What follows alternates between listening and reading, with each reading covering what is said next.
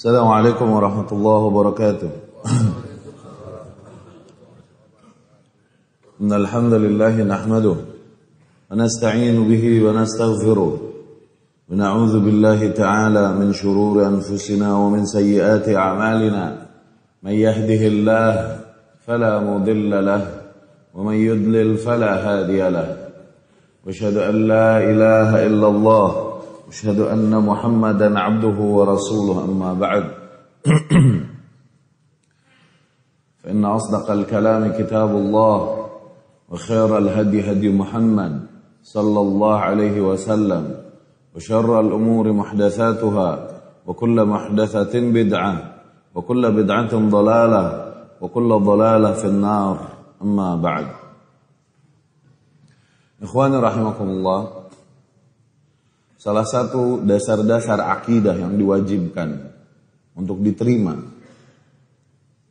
oleh setiap kaum muslimin dan diyakini dengan konsep atau dengan cara yang benar adalah memahami bahwasanya Allah Subhanahu wa taala memiliki dua jenis takdir.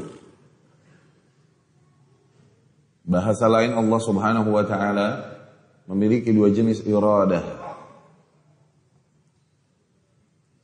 Ada yang kita sebut dengan nama qadarullah al-kauniyah, qadar Allah Subhanahu wa taala yang terjadi atas alam semesta. Yani apa yang Allah Subhanahu wa taala jadikan, apa yang Allah Subhanahu wa taala jalankan, apa yang Allah Subhanahu wa taala izinkan untuk terjadi di alam semestanya, karena tidaklah terjadi satu hal pun di alam semesta kecuali pasti dikarenakan Allah Subhanahu wa taala menghendakinya untuk terjadi.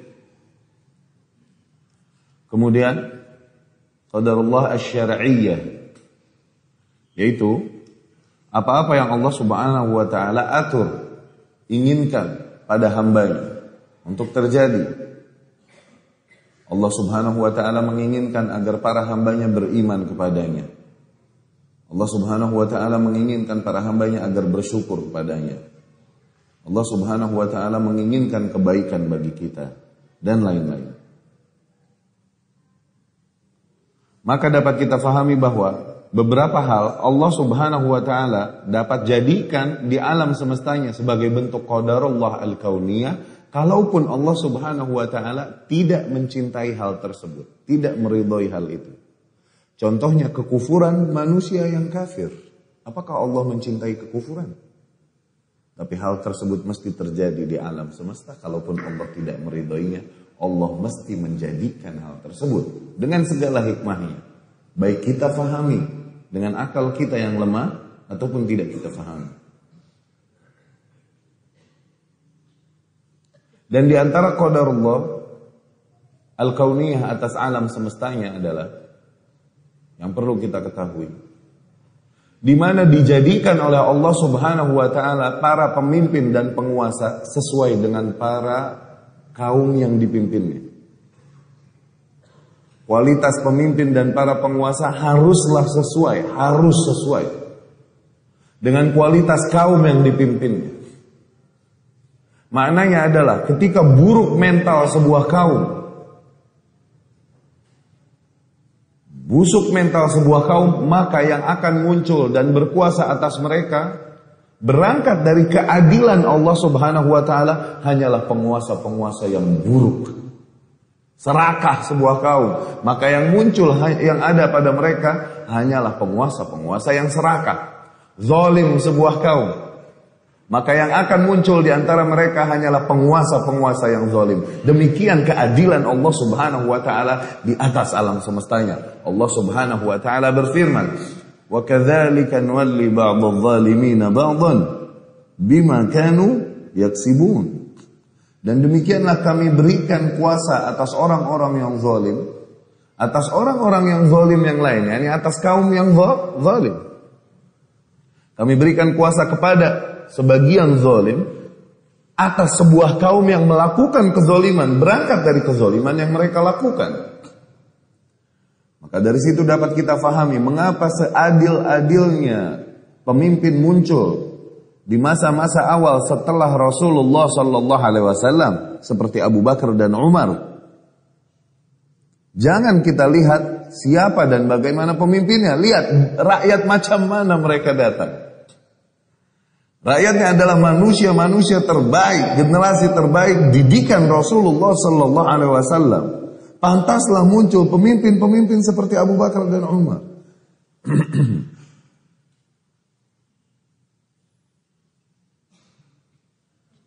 Ali bin Abi Thalib radhiyallahu anhu suatu hari dikritisi oleh seorang Khawarij.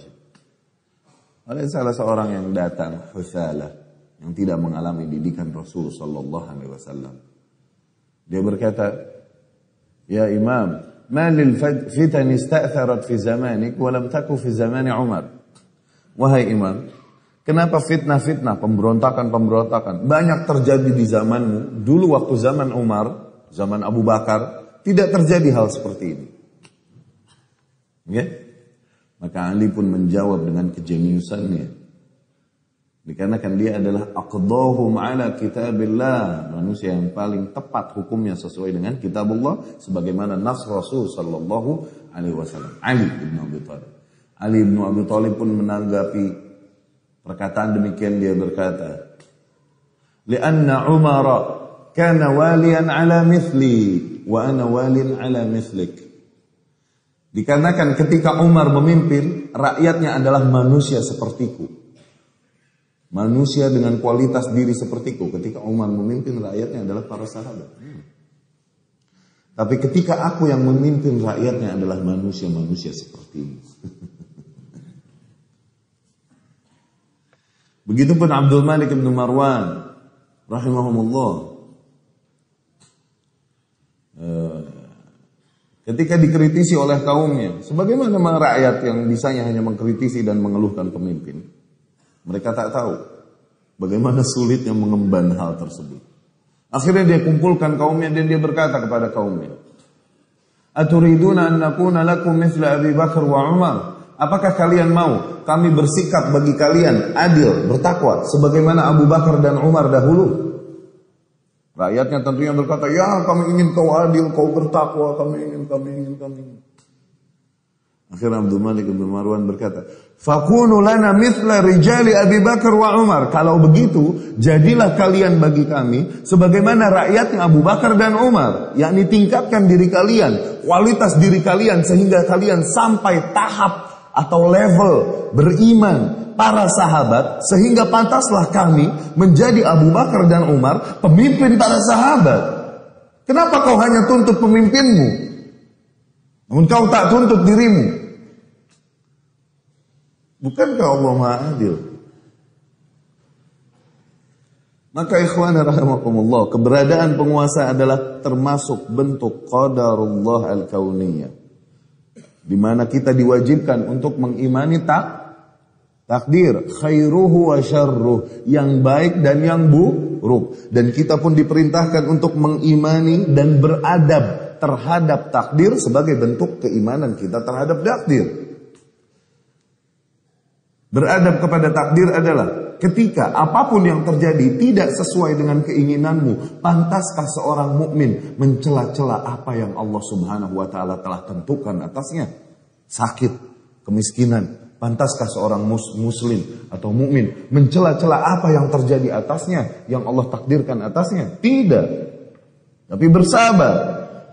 Berdoa agar kondisi menjadi lebih baik. Bukan mencela-cela apa yang telah terjadi. Bukan mencela-cela apa yang Allah takdirkan. Bersabar. Meminta kekuatan untuk bersabar kepada Allah Subhanahu wa ta'ala. Dan berdoa agar semoga musibah demikian menjadi penghapus bagi dosa-dosanya yang telah terjadi di masa-masa sebelumnya. Demikian konsep mengimani takdir yang tepat. Ada qadarullah al-kauniyah, ada qadarullah al-syar'iyah.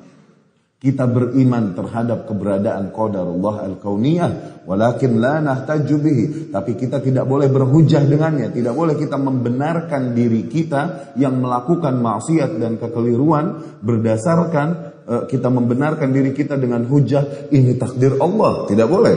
Kita mengimani adanya takdir, tapi tidak boleh berhujah dengan takdir.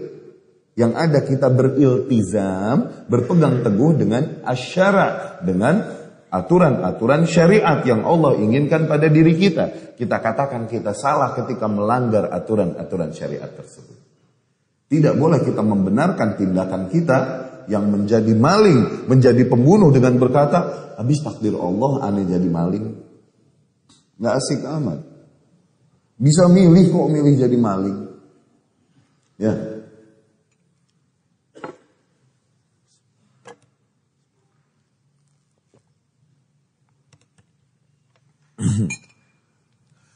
Nah, dalam pertemuan kali ini kita akan mencoba membahas konsep Ahlus Sunnah, manhaj Ahlus Sunnah dalam menyikapi pemerintah, dalam menyikapi pemerintahan yang ada. Ya, dan ini adalah apa yang disepakati oleh para sahabat ridwanullah alaihim ajmain sejak generasi awal.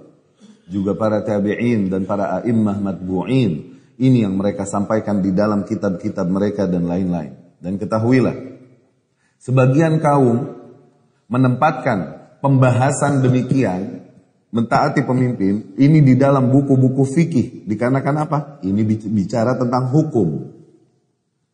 Namun kebanyakan ulama, wallahu alam, kami melihat hal ini adalah bagian dari akidah Ahlus Sunnah, bukan fikih, tapi bagian dari akidah. Buktinya apa?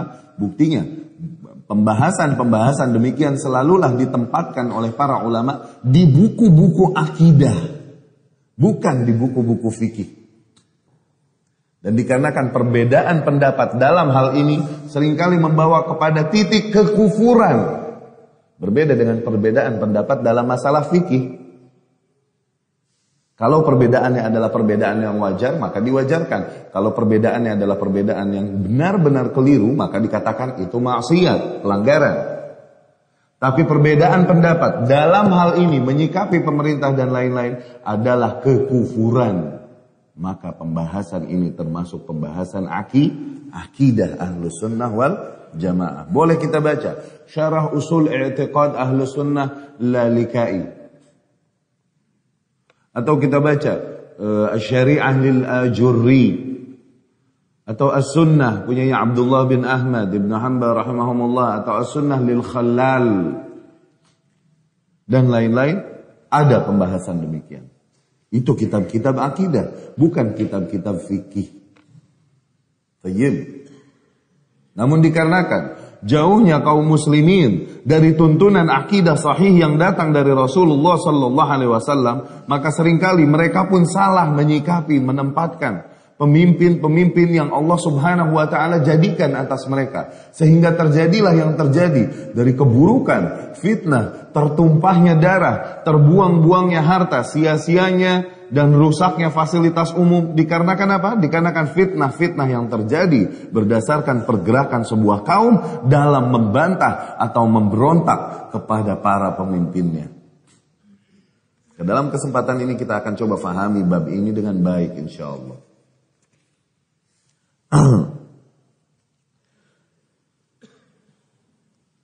Allah Subhanahu wa taala berfirman, "Wa'tasimu bihablillahi jami'an wa la tafarraqu." Dan berpegang teguhlah kalian semua kepada hablullah, talinya Allah. Wa la tafarraqu, dan janganlah kalian berpecah belah. Al-Imam Al-Ajurri rahimahullah berkata, meriwayatkan, juga Al-Imam Al-Lalikai rahimahullah meriwayatkan dengan sanadnya dari Ibnu Mas'ud radhiyallahu anhu, Abu Abdurrahman Abdullah Ibnu Mas'ud. Qala, dia berkata, "Alaikum jami'an bit-ta'ati wal jamaah." Kalian benar-benar sekalian semua harus tetap berpegang teguh kepada ketaatan dan berpegang teguh terhadap jamaah muslimin, yakni mentaati penguasa yang ada dan terus bertahan bersama jamaah yang mentaati penguasa yang ada, yang sah. Fa innaha hablullahi allati umira bih. Itu maksud dari tali Allah yang diperintahkan kita untuk berpegang teguh padanya. Nah, ini tafsiran yang datang dari sahabat. Juga diriwayatkan oleh Imam Muslim rahimahullah dengan sanadnya dari Abu Hurairah radhiyallahu anhu, bahwasanya Nabi sallallahu alaihi wasallam bersabda, "Innallaha yarda lakum thalathan wa yakrah lakum thalathan." Sesungguhnya Allah Subhanahu wa taala meridhai 3 perkara pada kalian dan membenci 3 perkara pada kalian. Ya? Di antara hal-hal tersebut adalah wa an ta'tasimu bihablillahi jami'an wa la tatafarraqu, dan agar kalian semua berpegang teguh kepada tali Allah dan janganlah kalian berpecah belah. Ya. Kemudian diriwayatkan oleh Al-Imam At-Tirmidzi rahimahullah dan juga Al-Imam Ibnu Majah rahimahullah, juga Al-Imam Ahmad rahimahullah dengan sanadnya dari Zaid ibn Thabit radhiyallahu anhu, bahwasanya Rasulullah sallallahu alaihi wasallam bersabda, "Thalathu khisalin la yughillu 'alaihinna qalbu muslimin abadan." Ada 3 sifat yang tidaklah hati seorang beriman, kalau memang hati yang beriman, tidaklah hati seorang yang beriman akan membenci 3 hal ini. Kalau memang hatinya beriman, pastilah dia akan mencintai 3 hal ini. Maknanya, ketika sebuah hati membenci salah satu di antara 3 hal ini, maka memang keimanannya belum baik. Tayyib. Thalathu khisalin la yughillu 'alaihinna qalbu muslimin abadan. Ada 3 hal atau 3 sifat yang tidak akan dibenci oleh hati orang yang beriman selamanya, yaitu ikhlasul amali lillah, yaitu mengikhlaskan amal lillahi ta'ala. Setiap hati yang beriman pasti mencintai hal ini. Wa munasahatu wulatil amri, dan menasihati, saling menasihati kepada para penguasa, menasihati para penguasa. Yang kedua, kalau memang hati beriman, maka mereka pasti akan mencintai untuk memberikan nasihat kepada para penguasa. Nasihat maknanya apa nanti kita jelaskan. Kemudian luzumul jamaah, bertahan dengan jamaah, yakni membenci perpecahan dan membenci orang-orang yang menyeru kepada perpecahan. Kalau memang hati seseorang beriman, pasti dia lebih akan memilih persatuan di bawah pemimpin yang sah daripada perpecahan. Baik. Adapun maksud dari nasihat yang dimaksud oleh syariat seringkali disampaikan oleh Rasul sallallahu alaihi wasallam kata-kata nasihat demikian. Maka nasihat diambil kata dari bahasa Arab, nasahar rajulu thawbahu idza khatah. Ketika seseorang menjahit bajunya, maka maknanya dia menasehatinya. Baju yang robek, yang koyak, kemudian dijahit, maka maknanya ini baju dinasehati. Maka nasihat ditujukan untuk apa? Untuk memperbaiki kekurangan atau celah yang terjadi pada orang lain. Dia memiliki hak untuk kita sampaikan hak ini, untuk kita sampaikan kewajiban kita, yaitu apa? Menasehati dia untuk menutup celah dia, untuk menutup celah atau keburukan yang terjadi padanya dengan menyampaikan perbaikan, atau menutup, menahan lidah kita dari berbicara menjelek-jelekan, menyebarkan aib yang ada padanya. Demikian makna nasihat yang tepat. Maka maksud dari menasehati para penguasa adalah ketika memang ada peluang untuk mendekati para penguasa, sampaikan apa yang harus disampaikan dari perbaikan-perbaikan. Namun ketika tidak ada peluang untuk hal itu, maka tidaklah juga kita boleh atau membenarkan diri untuk membongkar aib mereka kepada awamul muslimin, sehingga menggerakkan hati mereka untuk semakin membenci penguasa-penguasa yang ada, yang dengan itu seorang muslim membenci apa yang telah Allah takdirkan atasnya. Maka ada 3 sifat sekali lagi, yang dimana hati seseorang yang beriman tidak akan membenci 3 hal ini apabila memang hatinya beriman. Yang pertama, ikhlasul amali lillah. Hati yang beriman pastilah dia mencintai amal yang ikhlas dilakukan lillahi ta'ala. Yang kedua, munasahatu wulatil umur, menasehati para penguasa. Maka maksudnya tadi, menyampaikan nasihat dengan adab nasihat, dengan cara yang baik, tidak di depan umum, tidak menjelek-jelekannya. Kalaupun tidak ada peluang untuk hal itu, maka tidak ada kewajiban kita untuk membongkar aibnya. Yang ada kewajiban kita mendoakan kepada Allah Subhanahu wa taala agar Allah perbaiki kekurangan-kekurangan yang terjadi padanya. Yang ketiga adalah luzumul jamaah, bertahan bersama jamaah yang ada berada di bawah pemimpin yang sah, yang diakui. Kalaupun kepemimpinan tersebut diraih dengan cara-cara haram, cara-cara penumpahan darah, kudeta, atau cara-cara demokrasi yang lain-lain, yang tidaklah kita benarkan cara-cara ini, namun ketika seseorang sampai kepada tampuk kekuasaan sedemikian rupa, tetap kita diwajibkan untuk mentaatinya, mendengar, mentaatinya, dan tidak memperdulikan cara apa dia sampai kepada titik itu. Ini nanti di depan kita bahas. Kemudian Syekhul Islam rahimahullah Ibnu Taimiyah, Ahmad Ibnu Talabah. Siapa Ibnu Taimiyah namanya?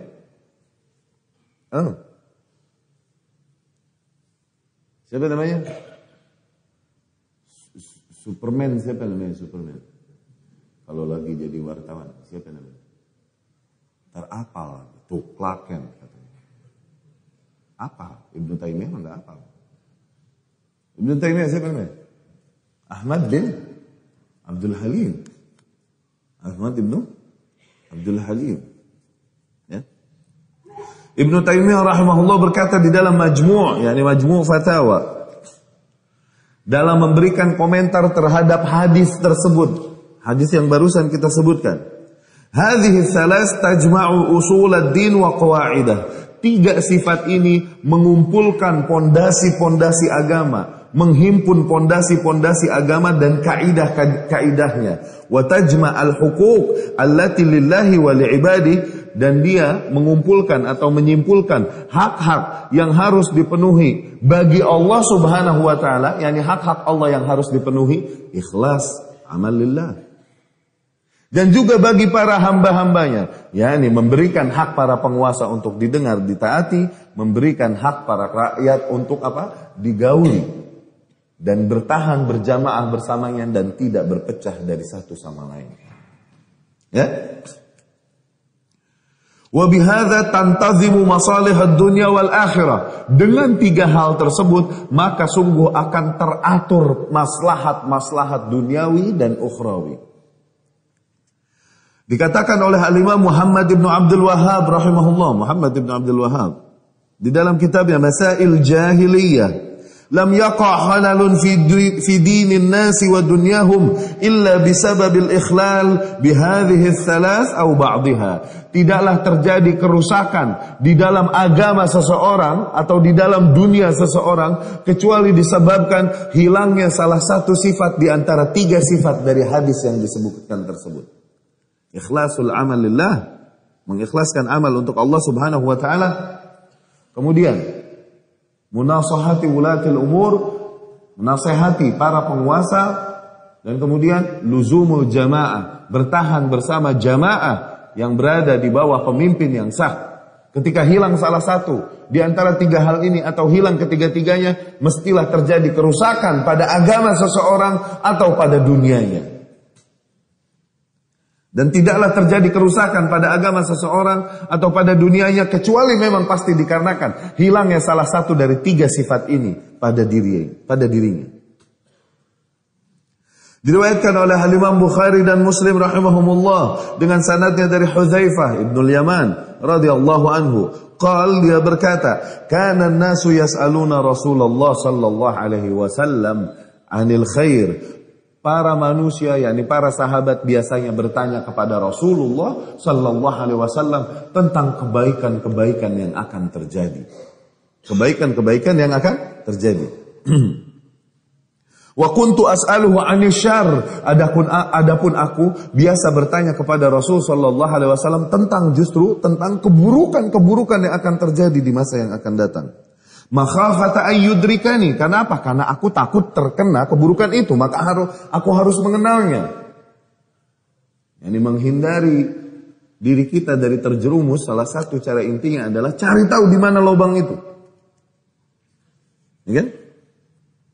Fakana min nushihi li Hudzaifah, dan di antara nasihat-nasihat Rasulullah sallallahu alaihi wasallam kepada Hudzaifah agar Hudzaifah dapat menghindarkan dirinya dari keburukan yang terjadi di sebuah masa di antara masa-masa berjalannya muka bumi ini. Di antara nasihat-nasihat Rasul sallallahu alaihi wasallam kepada Hudzaifah radhiyallahu anhu adalah talzamu jama'atal muslimina wa imamahum. Tetap bertahan, berpegang teguh kepada jamaahnya kaum muslimin dan pemimpin yang ada pada mereka. Jangan berontak. Diriwayatkan juga dari Ibnu Abbas radhiyallahu anhu dan Abdullah ibnu Amr radhiyallahu anhu. Abdullah ibn Umar radhiyallahu anhu, mereka berdua berkata, yadullahi ma'al jamaah, sesungguhnya tangan Allah berada bersama al-jamaah, bersama jamaah yang bertahan di bawah sebuah kepemimpinan yang sah. Bukan jamaah-jamaah yang memecahkan diri dari kepemimpinan yang ada.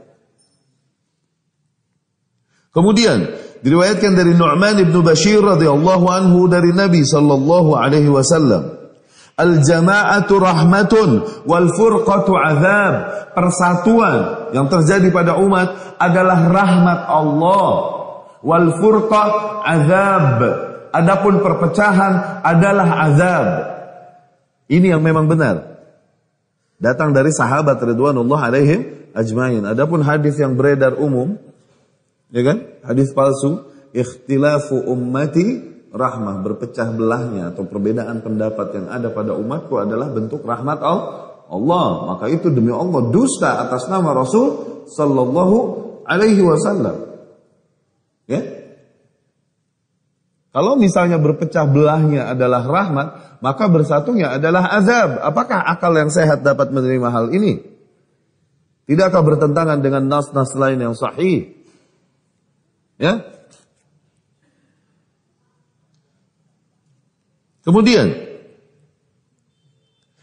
Al-Imam Al-Ajurri rahimahullah dan juga Al-Imam Al-Lalikai meriwayatkan dari Abdullah ibnu Mas'ud radhiyallahu anhu, dia berkata, "Wa ma takrahuna fil jama'ah khairun mimma tuhibbuna fil furqah." Apa-apa yang kalian benci di dalam kondisi bersatu, berjamaah, itu jauh lebih baik bagaimanapun daripada apa-apa yang kalian sukai namun dalam kondisi perpecahan. Ya? Al-Imam Al-Auza'i rahimahullah berkata, "Khamsun kana 'alaiha ashabu Muhammadin sallallahu alaihi wasallam wa tabi'una lahum bi ihsan." 5 hal yang dipegang teguh oleh para sahabat Muhammad sallallahu alaihi wasallam ridwanullah alaihim ajma'in. Begitu juga para imam-imam tabi'in, mereka berpegang teguh terhadap 5 hal ini. Luzumul jamaah, bertahan bersama jamaah. Ya? Wattiba'us sunnah, dan terus mengikuti sunnah yang datang dari Rasul sallallahu alaihi wasallam. Bertahan bersama jamaah maknanya menghindari perpecahan. Wattiba'us sunnah, mengikuti sunnah Rasul sallallahu alaihi wasallam, maknanya adalah menghindari yang bukan datang dari Rasul sallallahu alaihi wasallam, dari bid'ah-bid'ah dan muhdatsat. Kemudian imaratul masajid, menghidupkan masjid, yakni menghidupkan rumah-rumah Allah dengan mendirikan salat, membaca Al-Qur'an dan menjadikan majlis-majlis ilmu. Kemudian tilawatul Quran, selalu mereka menjadikan waktu-waktu tertentu bagi mereka untuk membaca kalamullah Al-Quranul Karim. Wal jihadu fi sabilillah, dan senantiasa berjihad di jalan Allah Subhanahu wa taala. Tentunya dengan syarat-syaratnya jihad, tentunya dengan syaratnya yang tidak bisa dilepaskan. Qala Umarun radhiyallahu anhu, Umar radhiyallahu anhu berkata kepada Su'aid ibn Ghaflah rahimahullah fi wasiyatin lahu, dalam wasiat yang disampaikan padanya, la tufariqil jamaah, yakni sawadal muslimin. Janganlah engkau wahai Su'aid berpisah dari jamaah, yakni kebanyakan atau umumnya kaum muslimin yang berada di bawah pemerintahan yang sah. Riwayat ini diriwayatkan oleh Al-Khallal rahimahullah, Imam Al-Khallal di dalam sunnahnya. Kemudian dapat kita ketahui bahwasanya dengan berpecah, dengan mengkritisi atau memberontak terhadap pemimpin yang ada yang melakukan kemungkaran, maka demi Allah yang terjadi hanya kemungkaran yang jauh lebih besar, kerusakan yang jauh lebih besar daripada kerusakan dan kemungkaran yang dilakukan oleh pemimpin itu sebelumnya. Sebagaimana dapat kita ketahui di peristiwa Al-Harrah pada zaman Yazid bin Muawiyah rahimahumullah. Al-Harrah ini peristiwa pada sebuah tempat di dekat Madinah. Ya, ketika sebuah kaum berontak terhadap kepemimpinan Yazid rahimahullah, ya kan, dan mengangkat khalifah baru selain di luar kuasa yang berjalan dari Yazid rahimahullah. Hal tersebut terjadi pada tahun 63 Hijriyah. Ya, dikarenakan apa? Ahlul Madinah, penduduk Madinah, khala'u bai'atahum an Yazid bin Muawiyah. Mereka melepaskan bai'at mereka untuk taat kepada Yazid bin Muawiyah. Jadi ceritanya, kasus ini adalah setelah meninggalnya Husain radhiyallahu anhu. Husain yang keluar memberontak, kemudian akhirnya mesti terjadi yang terjadi ma'al asaf. Akhirnya Abdullah bin Zubair setelah terbunuhnya Husain pun mengangkat dirinya sebagai khalifah di Mekah. Nah, kemudian beberapa para pengikutnya di Madinah mengangkat diri mereka sebagai apa? Aku adalah walinya Abdullah bin Zubair di Madinah. Demikian. Ini fitnahnya Abdullah bin Zubair radhiyallahu anhum ajmain. Ini kekeliruan yang terjadi, yang Allah jadikan pada mereka agar kita kaum yang setelahnya mengambil pelajaran. Jangan hal-hal demikian mengurangi hormat kita kepada golongan sahabat atau salah satu di antara para sahabat. Sebagaimana terjadi pada zaman Rasulullah sallallahu alaihi wasallam zina. Terjadi enggak? Pada zaman Rasul zina sehingga mesti dirajam atau dicambuk, terjadi enggak pada zaman Rasul sallallahu alaihi wasallam? Dilakukan oleh muslim enggak? Maka muslim yang melakukan zina tersebut adalah sahabat Rasul sallallahu alaihi wasallam. Bolehkah kita mengurangi kehormatan kita kepada mereka yang terjerumus dalam kekeliruan itu?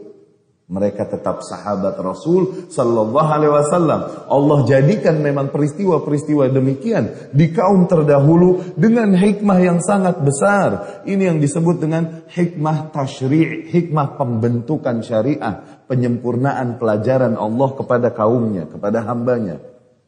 Diadakan kekeliruan-kekeliruan itu di barisan sahabat memang dengan tujuan agar kita yang datang setelahnya tahu apa yang harus dilakukan kalau terjadi kekeliruan demikian. Bukankah terjadi pemotongan tangan dari pencuri pada zaman Rasul? Terjadi gak? Dilakukan oleh muslim, berarti itu muslim sahabat Rasul juga dong. Sallallahu alaihi wasallam ridwanullah alaihim ajmain. Bolehkah kita mengurangi kehormatan kita terhadap mereka karena kasus yang terjadi demikian? La, awas. Allah jadikan ini pada mereka, hikmahnya adalah untuk pelajaran yang besar bagi kita kaum yang datang setelahnya. Para pengikut Rasul sallallahu alaihi wasallam. Demikian pula kekeliruan yang dilakukan bahkan oleh cucu Rasul sallallahu alaihi wasallam, yaitu Husain ibnu Ali ibnu Abi Thalib, yang keluar memberontak terhadap Yazid bin Muawiyah.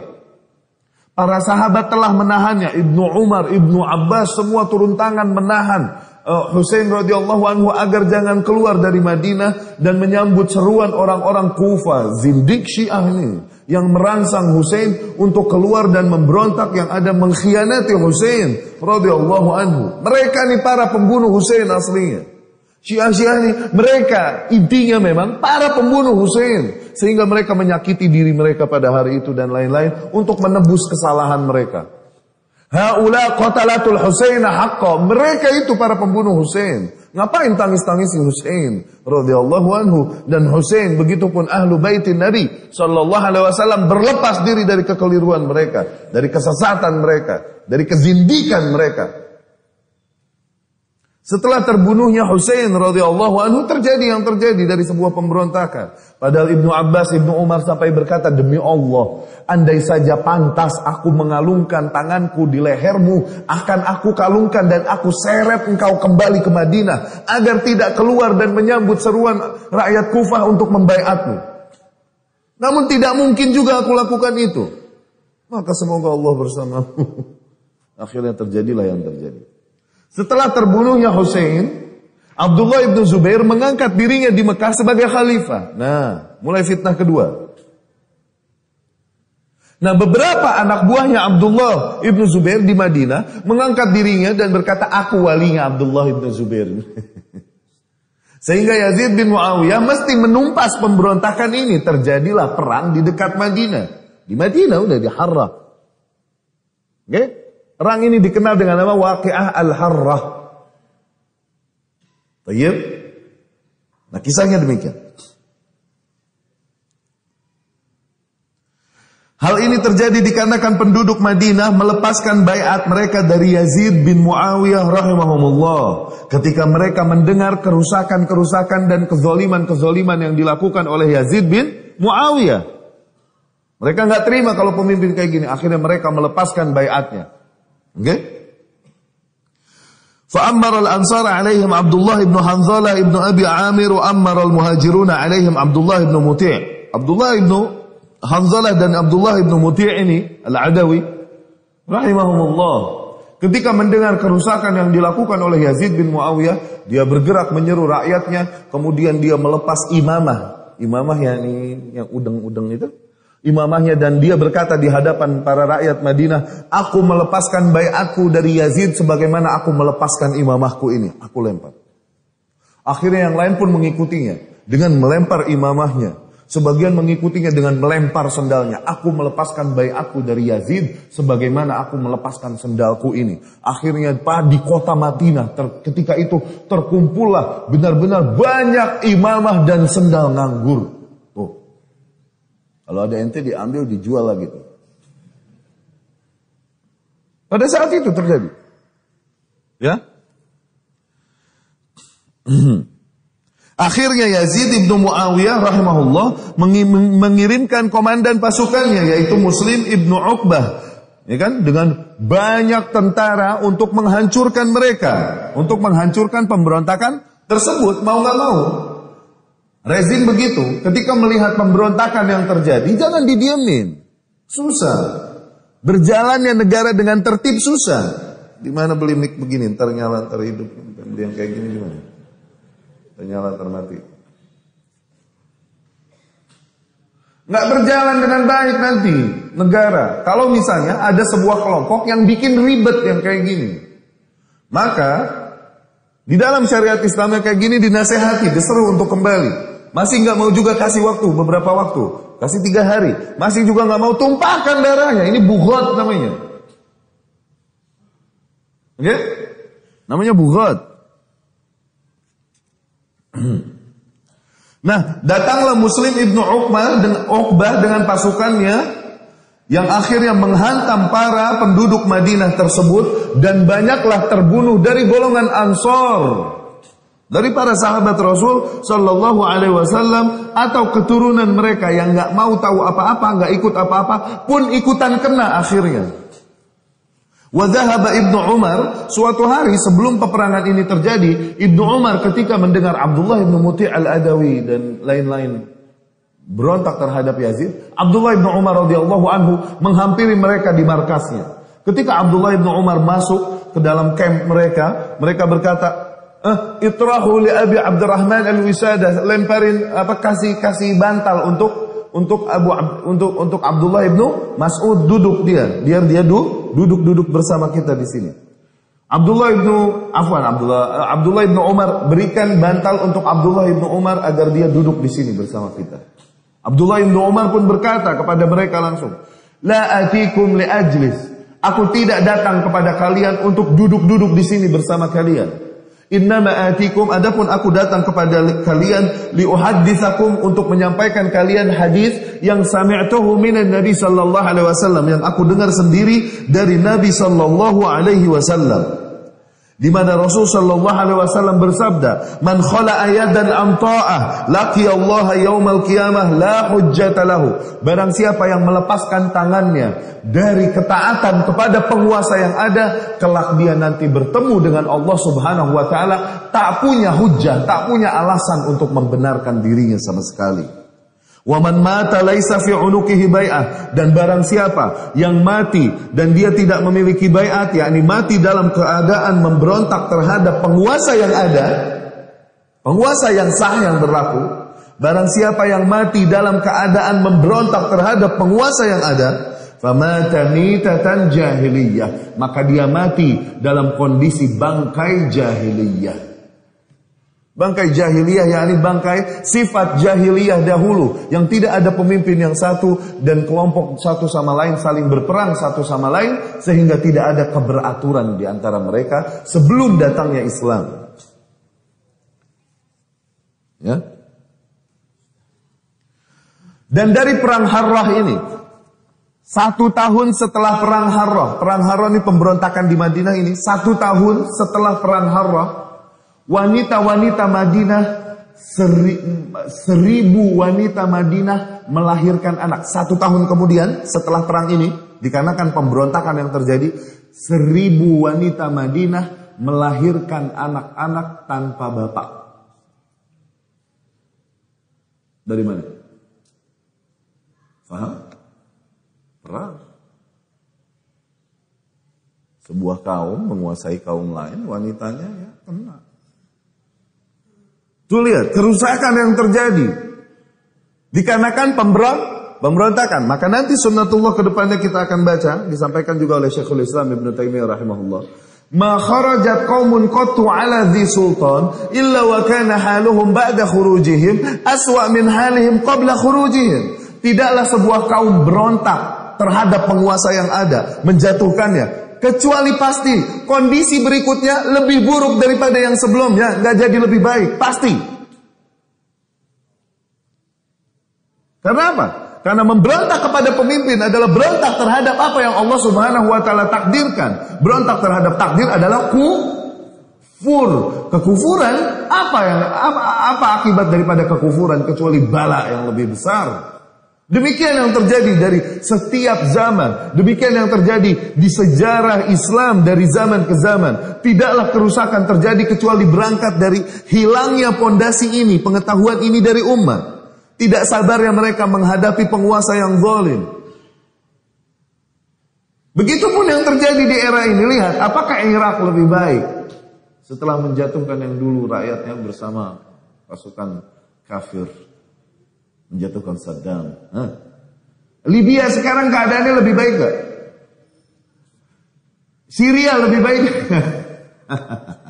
Ada yang tanya, Ustaz, jihad di Syria gimana? Jihad apaan? Fitnah itu, bukan jihad. Nggak terpenuhi sama sekali syarat jihad.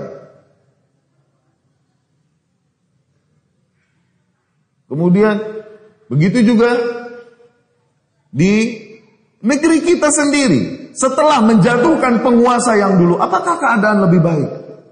Nambah nyungsep bro. Dulu ada kezaliman, betul ada korupsi, ada nggak dulu? Betul ada, cuman minimal masih tersentral di situ. Sekarang di setiap lini terjadi korupsi. Iya nggak? Dulu ada korupsi, cuman minimal masih di bawah meja. Sekarang meja-mejanya dikorupsi.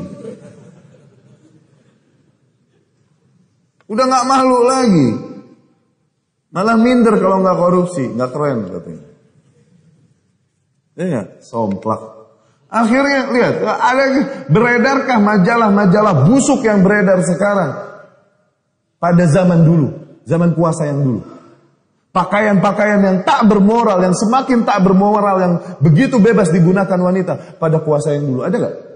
Nambah rusak moral kaum ini setelah menjatuhkan pemimpin yang ada, menjelek-jelekannya dan menjatuhkannya. Apakah lebih baik? Rupiah mendingan? Aduh, jangan mimpi deh. Karena apa?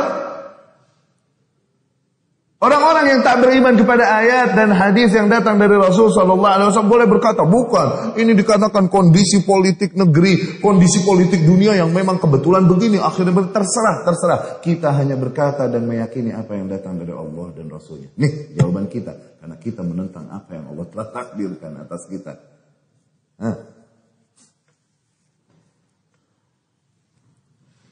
Kemudian diriwayatkan Imam Muslim rahimahullah dengan sanadnya dari Muslim Ibnu diriwayatkan oleh Asy-Syaikhan Al-Imam Bukhari dan Muslim rahimahullah dengan sanadnya dari Ibnu Abbas radhiyallahu anhu, dia berkata bahwasanya Rasulullah sallallahu alaihi wasallam bersabda, "Man kariha min amirihi syai'an falyasbir." Barang siapa yang membenci sesuatu yang terjadi pada penguasanya, maka agar dia bersabar menghadapinya.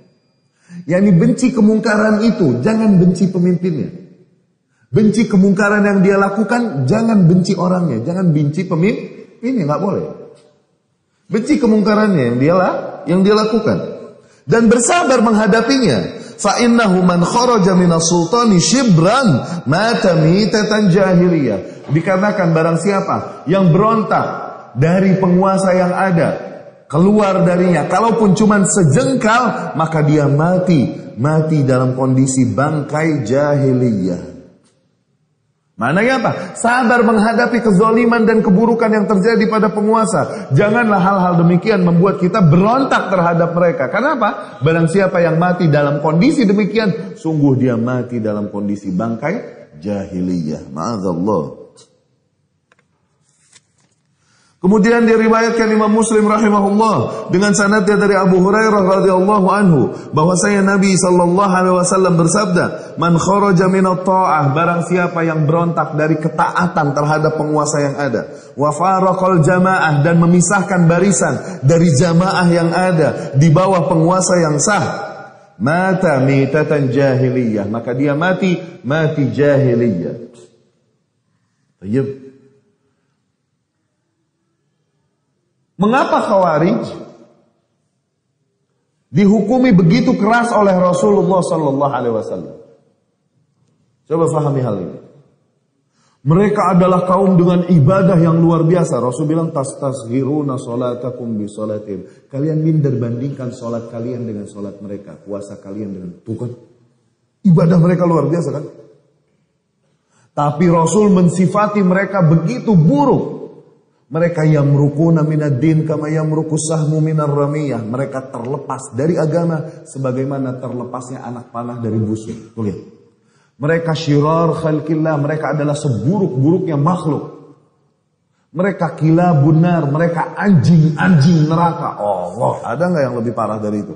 Anjing-anjing neraka dikata. Kafir enggak digituin amat. Mereka ini anjing-anjing neraka. Padahal sholatnya luar biasa, puasanya luar biasa. Kenapa demikian? Dikarenakan kekeliruan yang mereka lakukan, sebagaimana kita katakan tadi, adalah di bagian akidah. Di mana dia tidak menerima takdir, di mana Allah jadikan penguasa yang ada atasnya. Mereka nggak terima. Dan berontak terhadap hal itu. Mengkafirkan penguasa yang ada. Tidak menerima takdir demikian, maka adalah sebuah khalal, celah di dalam rukun imannya. Karena salah satu rukun iman adalah mengimani qadarullah, qadar dan qadar. Jangan yang baik doang yang diimani, juga yang buruk. Mengimani menerimanya maknanya. Nah, mereka nggak terima hal itu dan berontak, bahkan melakukan usaha untuk penggulingan, maka kufur, telah menentang takdir Allah Subhanahu wa taala. Kalaupun ibadah mereka luar biasa, namun akidah mereka pun tercoret. Sama seperti seorang budak di riwayat Imam Muslim rahimahullah dan Bukhari dan lain-lain. Lihat, kiaskan hal ini. Dan nggak perlu kias karena nas begitu jelas. Oke? Rasul sallallahu alaihi wasallam bersabda yang maknanya ayyuma abdin abak, hamba budak hamba sahaya manapun yang kabur dari tuannya, oke? Maka salatnya, sedekahnya, zakatnya, puasanya tidak Allah terima sampai dia kembali kepada tuannya. Tuh, hilang lagi. Sampai dia kembali kepada tuannya. Kenapa demikian? Tes. Halo?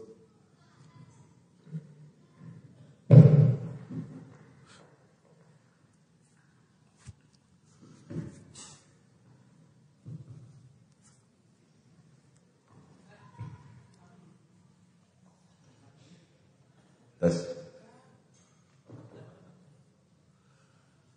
Hamba manapun yang berontak Afwan, hamba sahaya manapun yang kabur dari tuannya. Sudah? Budak manapun yang kabur dari tuannya. Oke, maka sholatnya, puasanya, ibadahnya apapun tidaklah Allah terima sampai dia kembali kepada tuannya. Baik. Padahal apa urusannya? Dia sholat, syahadat, sodako, puasa. Apa urusannya dengan kabur dari tuannya? Kenapa sampai semua ibadah itu tidak diterima? Hanya karena dia melakukan suatu kekeliruan, yaitu kabur dari tuannya. Karena menerima takdir bahwa dirinya sebagai budak adalah bentuk dari mengimani takdir. Orang yang gak menerima takdir demikian sehingga memberontak dia dan kabur dari tuannya. Orang yang belum mengimani takdir dengan baik jangan bicara amal soleh. Karena apa? Rukun imannya masih somplak. Dapat difahami dengan baik. Maka mengapa Rasulullah menghukumkan mereka begitu keras? Kalaupun ibadah mereka luar biasa, sholat mereka, puasa mereka luar biasa. Tapi tetap Rasul nafikan seluruh kebaikan itu yang ada, justru Rasul sifati mereka dengan keburukan-keburukan. Anjing neraka, terlepas dari agama sebagaimana terlepasnya anak panah dari busurnya. Lihat, kenapa demikian? Dikarenakan mereka belum menerima takdir mereka dengan baik, belum beriman kepada takdir dengan baik, sebagaimana rukun iman. Buktinya mereka masih berontak terhadap penguasa yang ada. Orang yang masih belum beriman kepada takdir rukun iman ke-6, maka jangan bicara amal soleh dulu. Kenapa? Akidahnya nggak benar. Tayyib.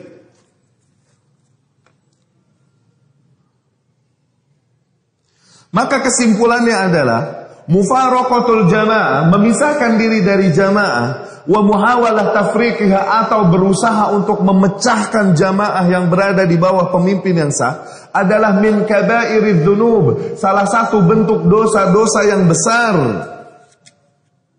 Ya? Faqad bayyana Rasulullah sallallahu alaihi wasallam 'azama hadzal jarum, dan Rasul sallallahu alaihi wasallam telah menjelaskan betapa besarnya kemungkaran tersebut. Sebagaimana Rasul pun sallallahu alaihi wasallam telah menjelaskan bagaimana cara memperlakukan atau mensikapi apabila hal tersebut terjadi. Rasul pun telah mengajarkan bagi penguasa nanti apabila ada kaum yang berontak. Allah Subhanahu wa taala mengajarkannya melalui Rasulnya sallallahu alaihi wasallam.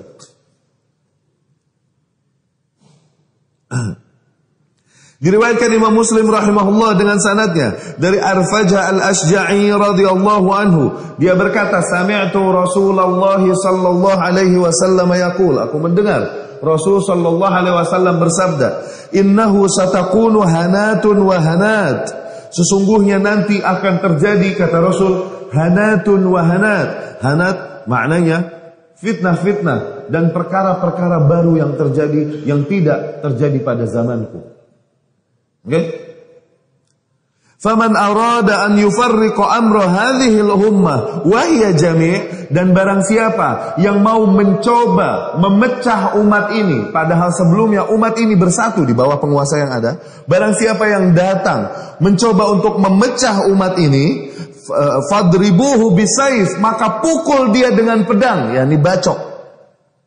Orang yang mencoba menyuruh kepada pemberontakan dari penguasa yang ada, maka hantam dia dengan pedang, kainan man kana, siapapun dia itu. Wa fi lafdhin, dan di dalam redaksi yang lain, lafaz lain, man atakum wa amrukum jami', barang siapa yang datang pada kalian dan kalian berada di bawah satu penguasa, kemudian ada seseorang datang pada kalian mencoba memecah kalian, mengajak kalian untuk berontak terhadap penguasa yang ada tersebut, ya kan? Yuridu an yashukku asakum, dengan tujuan untuk memecah kalian, dia datang, faqtuluh, maka bunuh dia. Rasul mengajarkan bahkan bagaimana cara menyikapi kalau hal ini terjadi. Apakah maknanya kita yang membunuh? Perintah ini kepada siapa? Kepada siapa perintah? Penguasa. Awas, jangan sembarangan terus ente samperin bawa pisau dapur. Nggak begitu. Sebagaimana had-had yang lain di dalam Islam. Potong tangan, rajam ini itu khitabnya kepada para penguasa. Karena apa? Mereka yang berkewajiban untuk menerapkan hukum itu. Kalau mereka tidak menerapkan, maka rakyat tidak punya hak untuk memaksakannya, apalagi mendirikan hal tersebut sendiri di luar kuasa pemerintah.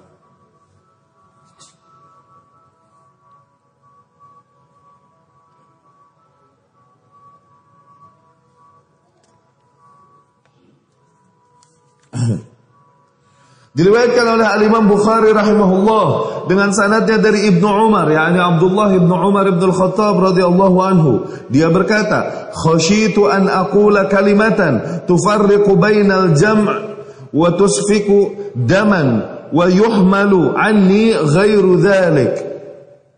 Ibnu Umar radhiyallahu anhu berkata, aku takut mau mengatakan sebuah kalimat yang akhirnya nanti kalimat ini menjadi sebab fitnah, menjadi sebab perpecahan dan tertumpahnya darah. Akhirnya aku dituntut, yakni kena dosanya atasku. Banyak hal dosanya terkena atasku hanya karena aku mengatakan kalimat ini.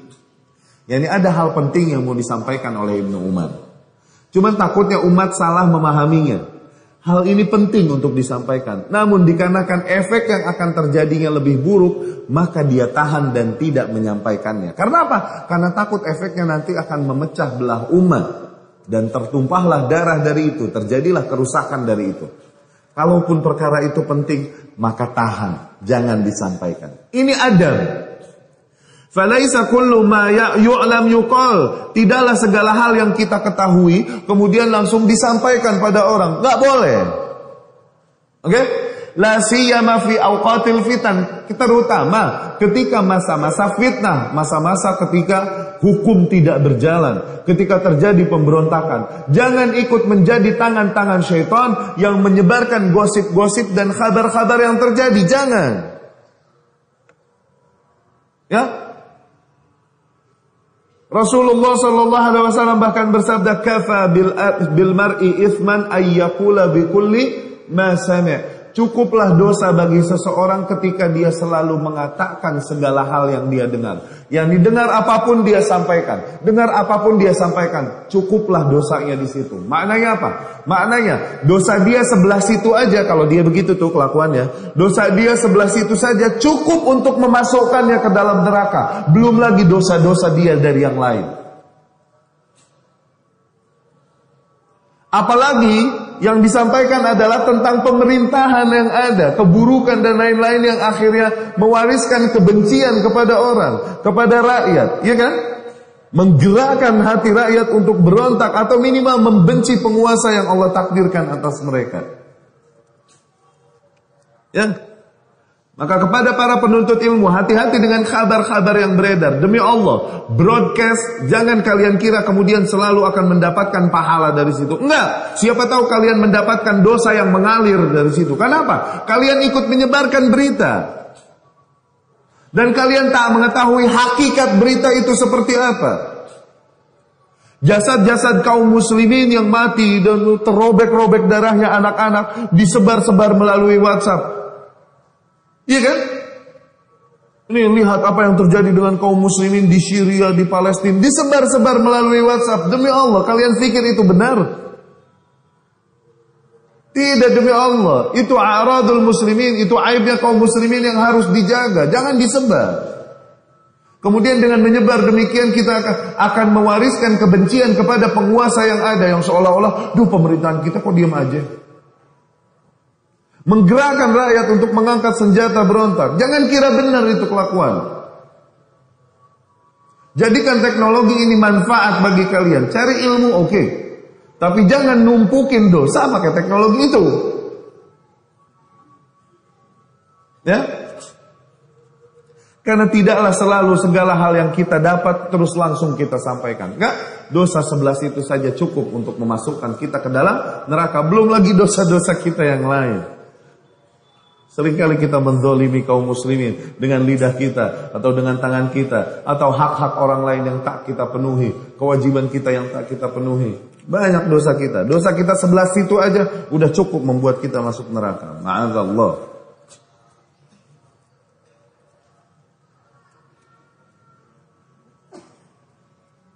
Qala Syekhul Islam rahimahullah berkata, Ibnu Taimiyah, "Wa man lam yandafi' fasaduhu fil ardi illa bil qatli qutil." Dan barang siapa yang kerusakannya di muka bumi tidak dapat dihapus, tidak dapat dihentikan kecuali dengan diperangi, maka perangi. Maka perangi langsung. Karena apa? Karena kerusakan dan kemungkaran yang terus terjadi darinya yang tak bisa dihentikan kecuali dengan pedang, maka kita kasih pedang. Nah, ini kita perangi. Ya? Mislu al-mufarriq li jamaah, seperti contohnya para pemberontak yang memisahkan diri dari jamaah kaum muslimin, wadda'i ilal bid'ah fid din, juga begitu juga para penyeru kepada bid'ah di dalam agama. Ketika didirikan atasnya hujjah, disampaikan qala Allah qala Rasul, tidak sesuai apa yang kau sampaikan dengan sunnah Rasul sallallahu alaihi wasallam dan lain-lain, namun dia tetap berkeras melakukan kebid'ahannya. Pemerintah yang ada memenggalnya itu. Sebagaimana dulu para pemerintah yang ada memenggal para pemalsu hadis Rasul sallallahu alaihi wasallam di zaman Harun ar-Rasyid dan lain-lain. Para pemalsu hadis itu dipenggal, begitupun para penyeru kepada bid'ah yang sesat. Dipenggalnya Al-Hallaj, tahu Al-Hallaj yang menyeru kepada wahdatul wujud. Ini bid'ah di akidah yang tidak diajarkan Rasul, tidak juga oleh para sahabat. Dipenggal, karena apa? Dinasihatin gak bisa ngelawan penggal, susah benar. Dia dan para pengikutnya lumayan mengurangi kepadatan penduduk, biar Jakarta gak macet benar loh. Penggal.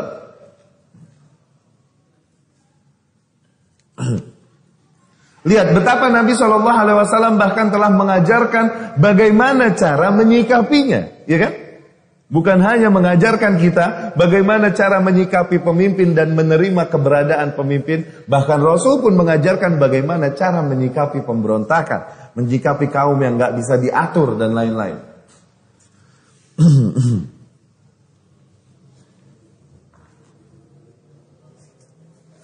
Dan di dalam Ad-Durar As-Sunniyah dikatakan, Al-a'immatu mujmi'una min kulli madhhab ala anna man taghallaba ala baladin aw buldanin lahu hukmul imami fi jami'il asya.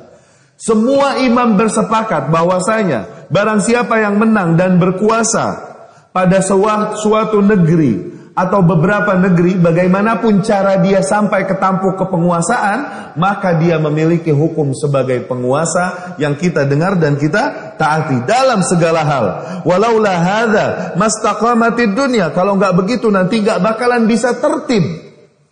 Kondisi yang ada enggak beres-beres. Ya kan? Li'anna an-nasa min zamanin tawilin, dikarenakan manusia sejak zaman dahulu, ya kan, qoblal Imam Ahmad, bahkan sebelum Imam Ahmad, ila yaumina hadza, sampai masa kita sekarang ini, ma ijtama'u ala imam, kita tidak pernah bisa bersatu di atas sebuah penguasa yang ada. Yani negeri-negeri Islam masing-masing memiliki penguasa yang ada kan? Nggak bisa kita bersatu di atas sebuah penguasa yang ada setelah semakin jauh dari zaman Khulafaur Rasyidin, setelah jatuh Umayyah, dinasti Umayyah, kemudian Abbasiyah, masing-masing negeri memiliki pemimpin sendiri, iya kan? Nah, sekarang barang siapa yang sampai kepada tampuk kepemimpinan atas sebuah negeri atau beberapa negeri, dengan cara apapun dia sampai, maka kita jadikan dia sebagai imam dan kita berikan dia hak-hak sebagai imam. Kita kepenuhi kewajiban kita kepadanya sebagai makmum, sebagai rakyat. Ya? Kalau nggak begitu nanti nggak tertib dunia, susah. Ya. Wala ya'rifuna ahadan minal ulama dzakara syai'an minal ahkam la yasihu illa bil imamil a'zam. Dan tidak ada satu orang ulama pun mengatakan sahnya sebuah hukum tanpa penguasa yang paling tinggi, yakni tanpa penguasa sebuah negara. Ya, seperti didirikannya hukum-hukum Allah Subhanahu wa taala, had dari rajam atau cambuk atau had potong tangan. Had demikian nggak bisa didirikan kecuali dengan penguasa, nggak boleh masing-masing orang melakukan hal itu.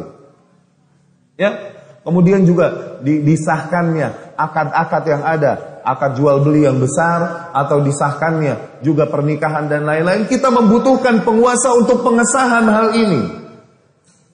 Nggak berjalan dunia dengan baik tanpa keberadaan penguasa.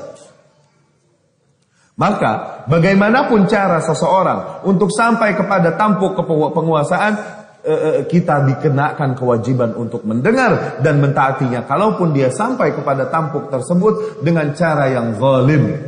Maka dari situ Rasulullah SAW bersabda, dengar dan taati kalaupun yang memimpin dan menguasaimu adalah seorang budak dari golongan Habsyah.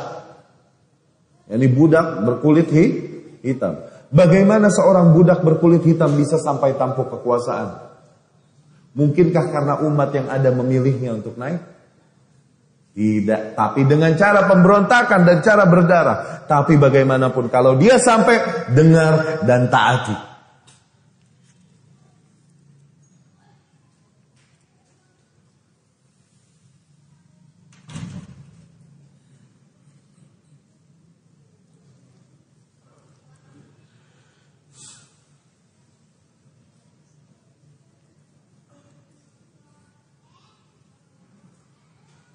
Begitupun Al-Imam As-Sun'ani rahimahullah berkata, ketika mensyarah hadis Nabi SAW yang dimana Nabi SAW bersabda, barang siapa yang keluar dari ketaatan kepada pemimpin dan memecah belah jamaah, kemudian dia mati, maka mati dalam kondisi bangkai jahiliyah. Imam Sun'ani berkata, wa kana al-muradu khalifati ayyi qatrin minal aqtar, yang dimaksud oleh Rasul sallallahu alaihi wasallam untuk ditaati dan dijaga jamaah di bawahnya, maknanya adalah penguasa di negeri-negeri manapun. Penguasa di negeri-negeri manapun, enggak mesti satu penguasa yang menguasai seluruh negeri, enggak, tapi penguasa yang ada dimanapun maka harus ditaati. Apabila memang dia menguasai negeri tersebut. Islam yajtami'un nas ala khalifah fi jami'il bilad, dikarenakan manusia tidak berkumpul bersatu di bawah satu khalifah Islamiyah.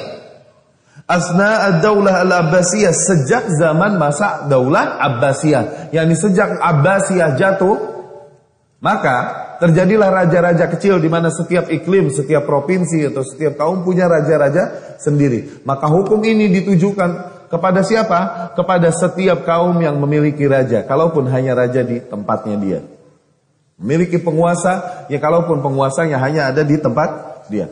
Ini kan kalau lagi ngajar ada beginian jadi pecah konsentrasi. Apa enggak jadi perpanjangan tangan syaitan?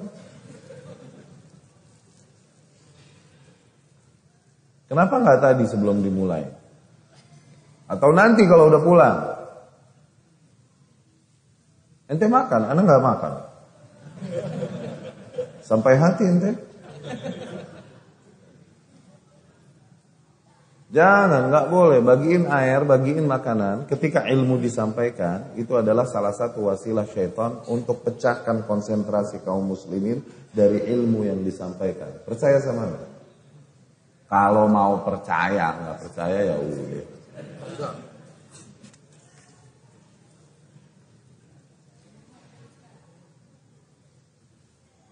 Adapun hak-hak para penguasa,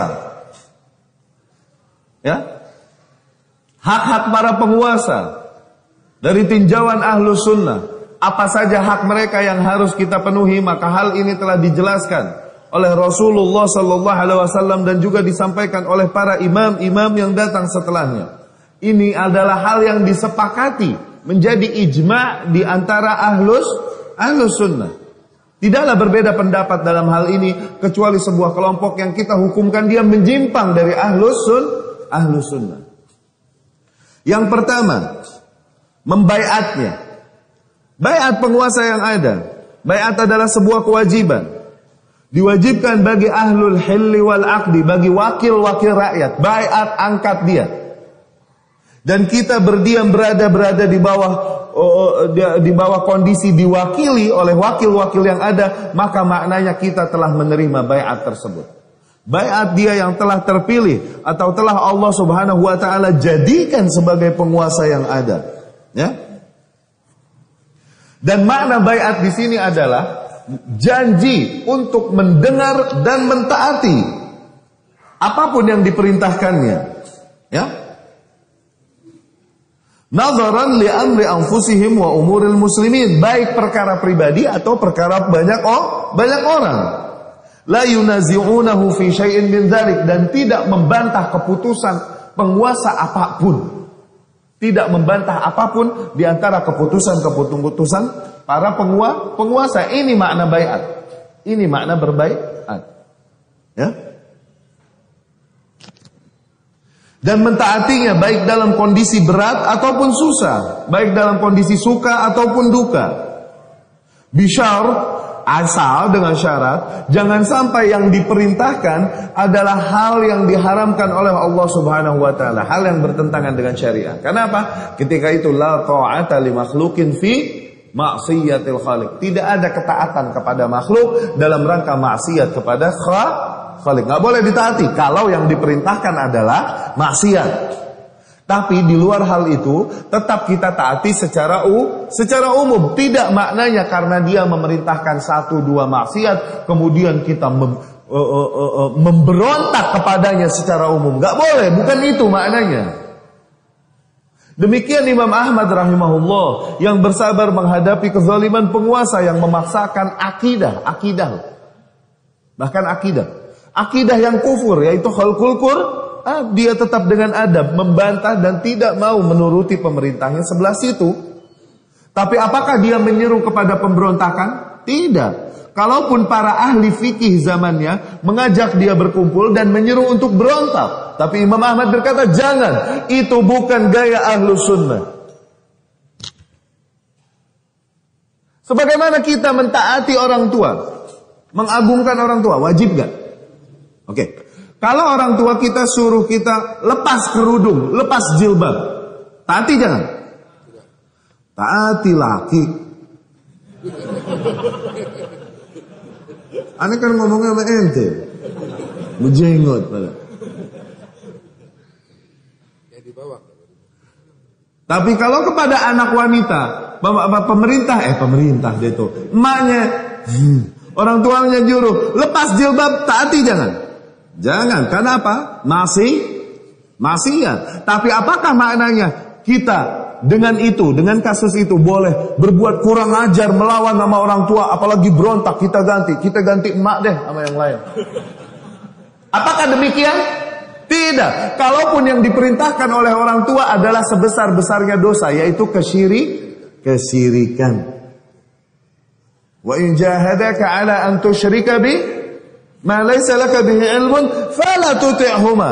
Apabila mereka berdua memaksamu untuk mempersekutukanku, untuk syirik dengan sesuatu yang kau tak miliki ilmu atasnya, jangan taati dia sebelah situ. Wasahibhuma fid dunya ma'rufa. Namun tetap pergauli mereka dengan sebaik-baiknya pergaulan. Yang tetap hormati, tetap sanjung. Tapi poin yang diperintahkan itu, yang maksiat jangan ditaati. Begitupun kepada penguasa. Ketika penguasa memerintahkan keburukan, menetapkan peraturan-peraturan yang bertentangan dengan aturan Allah dan Rasulnya Shallallahu Alaihi Wasallam, maka pada saat itu taati. Jangan taati sebelah situnya. Tapi bukan juga maknanya ini menjadi hujah kita bahwa ini pemerintah telah kufur, telah kafir dan memeranginya. Kalau begitu kita jadinya khawarij, sama. Mengkafirkan penguasa-penguasa yang ada hanya karena kekeliruan-kekeliruan dan maksiat-maksiat yang terjadi pada mereka. Khawarij. Khawarij akar mereka dulu, khawarij awal-awal dan khawarij modern. Seperti golongan-golongan ISIS, Al-Qaeda dan lain-lain. Dia juga itu. Ya. Yang menganggap telah mungkar dan halalnya dijatuhkan pemimpin tersebut hanya karena kemungkaran dan kezaliman yang dilakukan. Termasuk di Mesir yang melakukan pemberontakan dan menjatuhkan penguasa yang ada dari golongan Ikhwanul Muslimin. Termasuk di Mesir. Kena itu sifat-sifat khawarij. Aduh, udah deh ngomong Mesir sih dicolek pasirnya, rasanya apa kita tahu Mesir sih. Ya. Jadi jangan kira bahwa Ikhwanul Muslimin berjuang di sana di Mesir. Enggak, dia yang ngobok-ngobok itu. Akhirnya kita yang cuma pengen ngaji sama syekh-syekh nggak mau tahu urusan politik kena juga karena dicurigai ternyata kita bersentuhan dengan orang Ikhwanul Muslimin di sana dan lain-lain. Nggak boleh. Akhirnya kajian-kajian ilmiah yang padahal cuma ngebahas hadis, tafsir, bahkan lughah ditutup. Kenapa? Dicurigai banyak anak-anak Ikhwanul Muslimin ngaji di situ. Si syekh nggak tahu apa-apa. Syekh cuma nyampein ilmu. Cuman di Khawarij modern ikutan nyelip-nyelip ngaji ternyata. Dan mereka TO, atau TO. Target operasi. Akhirnya si syekh yang dicurigai, si syekh yang ditangkap. Kita yang bersentuhan sama mereka ditangkap, disandera, diinterogasi, disetrumin. Anak Indonesia itu. Hanya kenapa? Nggak sengaja bersentuhan dengan mereka di pengajian. Tuh, fitnah yang terjadi. Gara-gara Ikhwanul Muflisin itu. Oke?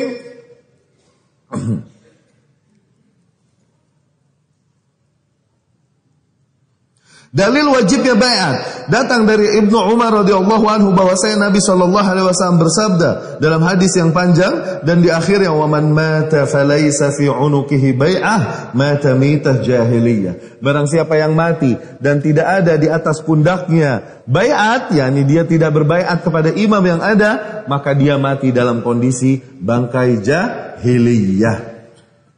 Maka maknanya bai'at adalah wajib.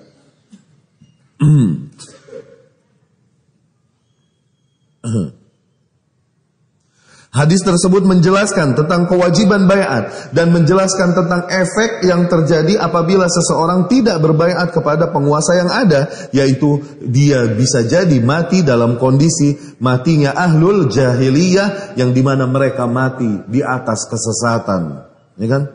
Wa amma man naqadha hadhihi al-bai'ah fa innal 'uqubata tanaluh. Begitupun bagi orang-orang yang telah berbaiat kemudian membantah baiat ini, yakni berontak terhadap baiat ini, melepaskan baiatnya, janji setianya dan janji taatnya kepada penguasa yang ada, maka mereka pun terkena ancaman dari Nabi sallallahu alaihi wasallam demikian.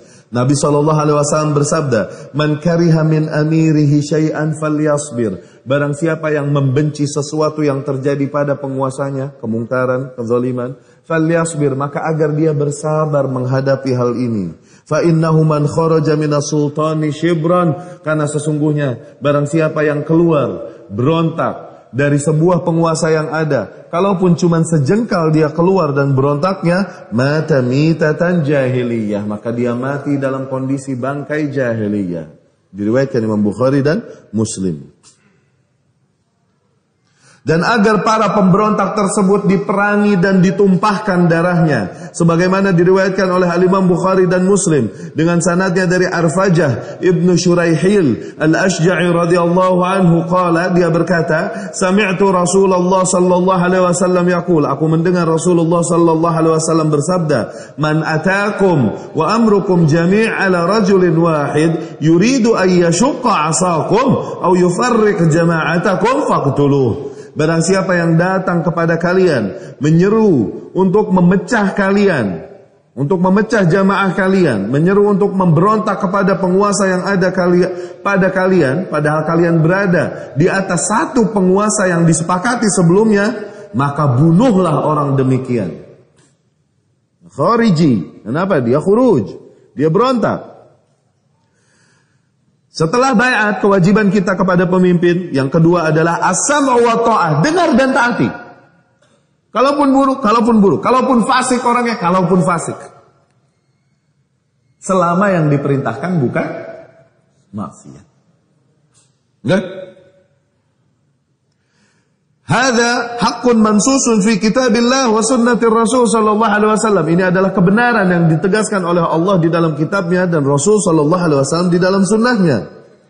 Wa mujma'un alaihi al-umma hatta la yabqa majalun lil ikhtilaf fihi. Dan ini adalah hal yang ijma' yang disepakati oleh umat sehingga tidak boleh ikhtilaf di dalam hal ini. Ini bukan hal furu' yang boleh diikhtilafi. Kemarin kita jelaskan, ikhtilaf ditolerir apabila pada hal furu', yaitu cabang. Oke? Di fikih, di hukum ada usul, ada pangkal-pangkal, ada furu', ada cabang. Di akidah pun ada usul, pangkal, ada furu'. Kalau ikhtilafnya di furu', oke, maka masih di dalam frame ikhtilaf, sikapi dengan adab ikhtilaf yang bijak. Oke? Bisa jadi kau yang nggak tahu dalil yang dia ketahui. Awas. Karena begitu luas. Baik. Tapi di usul nggak boleh ada ikhtilaf, di pangkal-pangkal ini nggak boleh ada ikhtilaf. Nah, kaidah Ahlus Sunnah dalam mentaati dan menyikapi pemerintah demikian adalah termasuk usul yang tidak boleh diikhtilafi.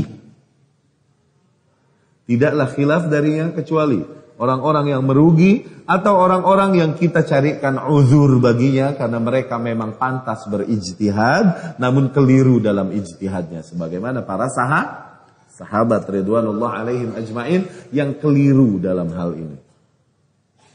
Ya?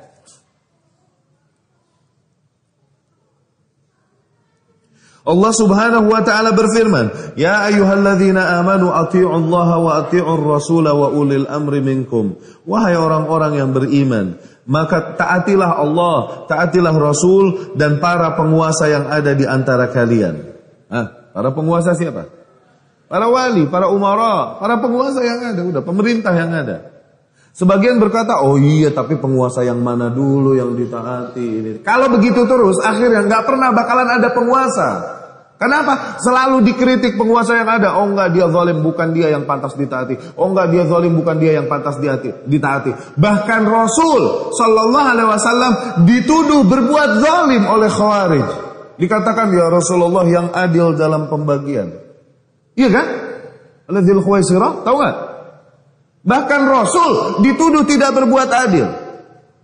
Apabila maknanya pemerintah yang harus ditaati, wali yang harus ditaati adalah yang sesuai dengan hawa nafsu mereka, maka nggak pernah kesampaian. Mereka pun akan menyalahkan satu sama lain dan mengkafirkan satu sama lain. Kaum Khawarij itu nggak habis-habis. Lalu mau dikemanain ayat ini? Nggak dipakai dong. Maka maknanya taatilah penguasa, setelah taatilah Allah, taatilah Rasul dan taatilah penguasa. Maka maknanya penguasa apapun yang ada di antara kalian dan menguasai kalian, taati. Kecuali kalau yang diperintahkannya adalah maksiat. 11 itu tidak kita taati, sisanya secara umum tetap kita agungkan, kita taati. Itu dalilnya dari kitabullah Al-Quranul Karim. Ya. Qala Al-Harbul Kirmani, Imam Al-Harb rahimahullah, dia berkata di dalam akidahnya, allati naqalaha an jami'i salaf, yang dia nukil akidahnya ini dari salaf rahimahumullah, wa in amaraka sultanun fi amrin fihi lillahi ma'siyah, dan apabila penguasa memerintahkanmu dengan sebuah perintah yang terdapat maksiat kepada Allah Subhanahu wa taala, falaisa laka an tuti'ah, maka hal di posisi 11 itu, di dalam kondisi demikian, maka kau tak mesti mentaatinya albattah sama sekali. Walaisa laka an takhruja alaihi, namun juga bukan maknanya kau boleh berontak atasnya, tidak juga demikian maknanya. Ya? Wala tamna'uhu haqqah, dan tidak juga maknanya kemudian kau tidak memberikan kepada pemimpin tersebut haknya untuk didengar, diagungkan, ditaati, ditutup aibnya. Enggak, hanya karena 1-2 perkara yang dia perintahkan bertentangan dengan apa yang datang dari Allah Subhanahu wa ta'ala.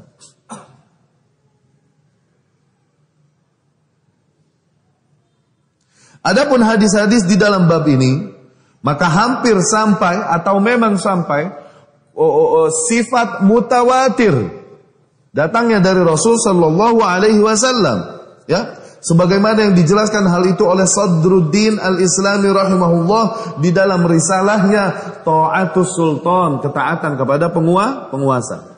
Diriwayatkan Imam Bukhari dan Muslim rahimahullah dengan sanadnya dari Ibnu Umar radhiyallahu anhu, bahwasanya Nabi sallallahu alaihi wasallam bersabda, "Alal mar'il muslim as-sam'u wat ta'ah fi ma ahabba wa karih, illa an yu'mara bi ma'siyatin, fa in umira bi ma'siyatin fala sam'a wa la ta'ah."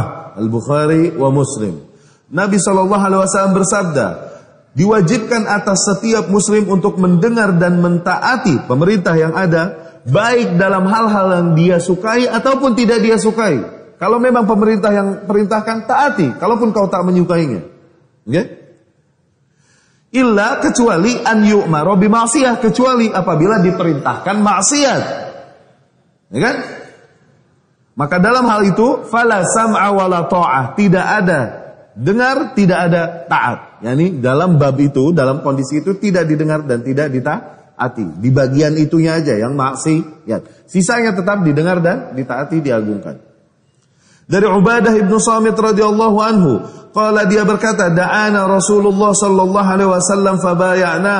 Rasul sallallahu alaihi wasallam menyeru kita dan kemudian kita pun membaiatnya. Fakana fima akhadha alaina an baya'na ala sam'i wa ta'ah. Dan di antara hal-hal yang Rasul tarik janji kita atasnya, yakni kita diminta berikrar oleh Rasul, adalah untuk membaiat, untuk selalu mendengar dan mentaati fi mansyatina wa makrahina, baik dalam keadaan susah ataupun senang, baik dalam keadaan lapang ataupun sempit.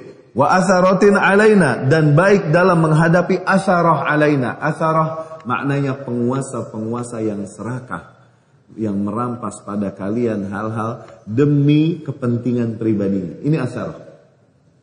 Oke, bahasa zaman sekarang asarah corrupt. Korup.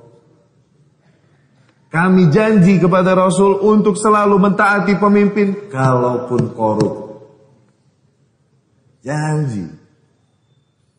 Qadarullah, pahit, terima, lumayan ngapusin dosa yang dulu-dulu. Ya? Wa alla yunazi al-amra ahla, dan agar kita tidak menarik perkara ini dari ahlinya, yakni tidak menjatuhkan pemimpin yang ada. Qala sallallahu alaihi wasallam, Rasul sallallahu alaihi wasallam bersabda, illa an tarau kufran bawahan, kecuali apabila sampai kau lihat kekufuran yang nyata yang ada pada pemimpin. Kekufuran nyata dan kau lihat, bukan dengar, bukan gosip, dan kau lihat. Maka pada saat itu Rasul pun memperbolehkan, bukan mewajibkan, memperbolehkan kita untuk berontak dan menjatuhkannya. Tapi tentunya dengan memenuhi syarat-syarat yang ada. Ketika memang pemimpin benar-benar melakukan kekufuran, kesyirikan, dan kita lihat, bukan kita dengar dan bukan gosip. Kita lihat emang.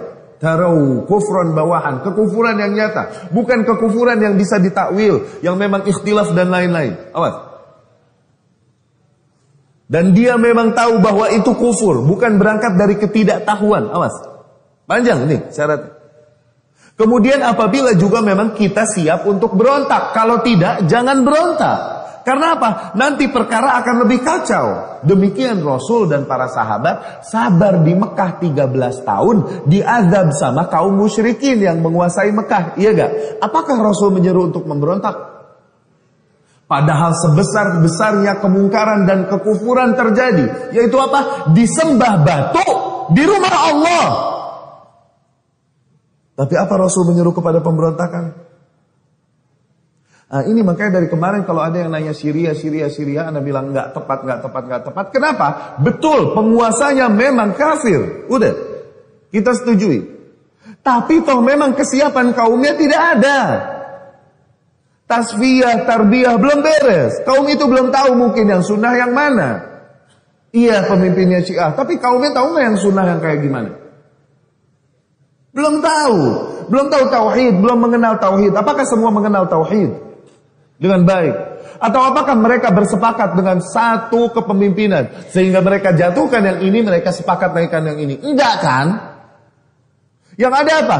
Nekat aja jatuhin yang ini, terus perang satu sama lain, kelompok-kelompok yang masuk. ISIS yang masuk, Jabal Nusrah yang masuk, belum lagi yang rezim lamanya ada. Akhirnya ribut satu sama lain tuh, jadinya fitnah. Makanya kita bilang nggak tepat. Jangankan mereka, Rasul sabar dulu. Berada di bawah kuasa kaum musyrikin. Dan apakah Rasul sallallahu alaihi wasallam mencoba meraih kekuasaan pada mereka melalui jalur-jalur atau melalui cara-cara kafir? Supaya apa? Ya udah, yang penting masuk dulu. penguasaan nanti kita bisa mewarnai mereka. Enggak ada. Kenapa? Karena cara-cara tersebut pun cara-cara kafir. Ditawarkan kepada Rasul, ya Muhammad, apa kau mau menjadi raja di antara kita? Kita akan angkat engkau jadi raja. Kau mau menjadi yang paling kaya di antara kita? Kita kumpulin harta kita, kita berikan padamu sehingga kau jadi yang paling kaya. Kau mau yang paling cantik di antara kita? Kita cariin, kita kawinin sama engkau. Yang penting jangan begini nih, kau mengobok-ngobok kaum kita, memecah belah antara ayah dan anak, saudara dengan saudara. Karena agamanya emang harus dipecah belah, hak dan batil harus dipecah kalau itu mah. Ya kan? Apakah Rasul menerima, oh iya ini peluang nih untuk berkuasa, nanti kita masukin sedikit. Kayak yang sekarang-sekarang tuh. Enggak. Demikian manhaj Rasulullah SAW dan salafus saleh dalam mentaati pemimpin dan penguasa yang ada. Nah, masih banyak poin-poin lain yang bisa kita sampaikan dalam bab ini. Ini adalah bab yang sangat lebar dan luas.